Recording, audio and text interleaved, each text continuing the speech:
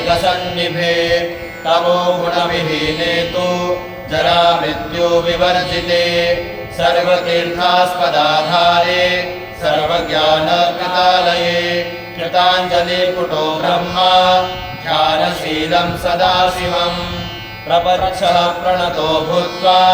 चानुर्भ्यामवनिं गतः सर्वार्थसम्यगाधारम् ब्रह्मारूपपितामहः ब्रह्मोवाच येनोपायेन देवेश चिरायुर्लोमशो भव तन्मे ब्रूहि महेशा लोकानां हितकाम्यया श्रीसदाशिवः प्राह शृणु ब्रह्मन् प्रवक्ष्यामि चिरायुर्मुनिसत्तमः सञ्जातः कर्मणा येन व्याधि मृत्यो विवर्जितः तस्मिन्ने कारणवे घोरे सलिलौघ परिप्लुते कृतान्तभयानाय स्तुतो मृत्युञ्जयः शिवः तस्य संकीर्तना नित्यम् मुनिर्मृत्यो विवर्जितः तमेव कीर्तयन् ब्रह्म मृत्युञ्जेतुं न संशयः लोमशः उवाच देवाधिदेव देवेश सर्वप्राणभृतामर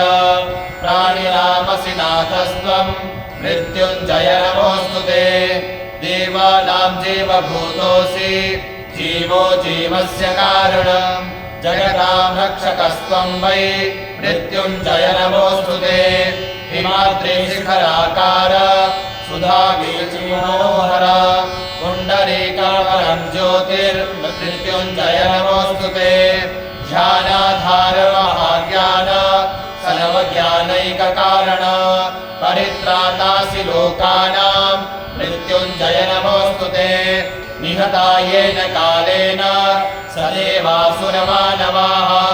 गन्धर्वाप्सरसश्चैव सिद्धविद्याधरास्तथा साध्याश्च वसवो रुद्रा तथा श्रीनीसुतावुभौ मरुतश्च दिशो नागाः स्थावराजङ्गमास्तथा साध्याश्च वसवो रुद्रा तथा श्रीनीसुतावुभौ मरुतश्च दिशो नागाः स्थावराजङ्गमास्तथा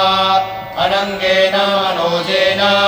पुष्पचापेन केवलम् जितः सोऽपि त्वया ध्यानान् मृत्युञ्जय नमोऽस्तु ते ये ध्यायन्ति परां मूर्तिम् पूजयन्त्यमराधिप न ते मृत्युवशं यान्ति मृत्युञ्जय नमोऽस्तु ते स्थावरे जङ्गमे वापि यावत् तिष्ठति मेदिनी जीवतु इत्याह लोकोऽयम् मृत्युञ्जय नमोऽस्तु ते त्वमोङ्कारोऽसि वेदानां देवानां च सदाशिवः आधारशक्तिशक्तीनां मृत्युञ्जय नमोऽस्तु ते सोमसूर्याग्निमध्यस्थ व्योमव्यापिन् सदाशिवः कालप्रदमहाकाल मृत्युञ्जय नमोऽस्तु ते प्रबुद्धे च त्वमेव सृजते जगत् सृष्टिरूपेण देवेश मृत्युञ्जय नमोऽस्तु ते व्योमेवं व्योमरूपोऽसि तेजः सर्वत्र तेजसि प्राणिनां ज्ञानरूपोऽसि मृत्युञ्जय नमोऽस्तु ते जगज्जीवो जगत्प्राणः स्रष्टा त्वं जगतः प्रभुः कारणं सर्वतीर्थानां मृत्युञ्जय नमोऽस्तु ते नेता त्वमिन्द्रियाणां च सर्वज्ञानप्रबोधक साङ्ख्ययोगश्च हंसश्च मृत्युञ्जय नमोऽस्तु ते रूपातीतः स्वरूपश्च पिण्डश्च पदमेव च चतुर्युगकलाधार मृत्युञ्जय नमोऽस्तु ते रेचके वह्निरूपोऽसि सोमरूपोऽसि पूरके कुम्भके शिवरूपोऽसि मृत्युञ्जय नमोऽस्तु ते भयङ्करोऽसि पापानां पुण्यानामपि वर्धनः हेतुस्त्वं श्रेयसां नित्यं मृत्युञ्जय नमोऽस्तु ते सर्वमायाकलातीत सर्वेन्द्रियपरावर सर्वेन्द्रियकलाधीश मृत्युञ्जय नमोऽस्तु ते रूपं गन्धो रसस्पर्शः शब्दसंस्कार एव च त्वत्तः प्रकाश एतेषां मृत्युञ्जय नमोऽस्तु ते चतुर्विधानां सृष्टीनां हेतुस्त्वं कारणेश्वरः भावाभावपरिच्छिन्ना मृत्युञ्जय नमोऽस्तुते त्वमेको निष्कलो लोके सकलं भुवनत्रयम् अतिसूक्ष्मातिरूपस्त्वं मृत्युञ्जय नमोऽस्तुते त्वं प्रबोधत्वमाधार स्वोज्जीजं भुवनत्रयम् सत्त्वं रजस्तमस्त्वं हि मृत्युञ्जय नमोऽस्तुते त्वं सोमस्त्वं दिनेशश्च त्वमात्मा प्रकृतिपरः अष्टत्रिंशत्कलानाथ मृत्युञ्जय नमोऽस्तुते सर्वेन्द्रियाणामाधार सर्वभूतागुभाषय सर्वज्ञानमयानन्त मृत्युञ्जय नमोऽस्तुते त्वमात्मा सर्वभूतानां गुणानां त्वमधीश्वरः सर्वानन्दमयाधार मृत्युञ्जय नमोऽस्तुते त्वं यज्ञः सर्वयज्ञानां त्वं बुद्धिर्बोधलक्षणा शब्दब्रह्म त्वमोङ्कारो मृत्युञ्जय नमोऽस्तुते श्री सदाशिव उवाच एवं संकीर्तयेद्यस्तु शुचिस्तत्कतमानसः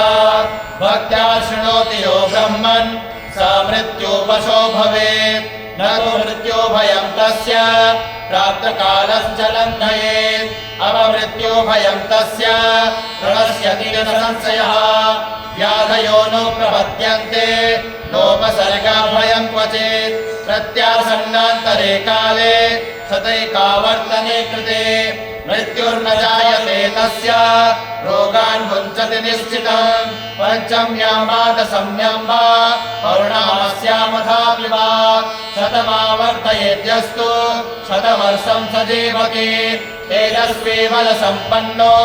लभते श्रियमोत्तमाम् त्रिविधं नाशयेत् पापं मनोवाक्काय सम्भवम् अविचाराणि सर्वाणि कर्माण्यथव्राणि च क्षीयन्ते नात्र सन्देहो दुःस्वप्नं च विनश्यति इदं रहस्यं परमं देवदेवस्य शूलिनः दुःखप्रणाशनं पुण्यं सर्वविघ्नविनाशनम् इति श्रीब्रह्मसंवादे श्रीमहामृत्युञ्जयस्तोत्रं सम्पूर्णम्।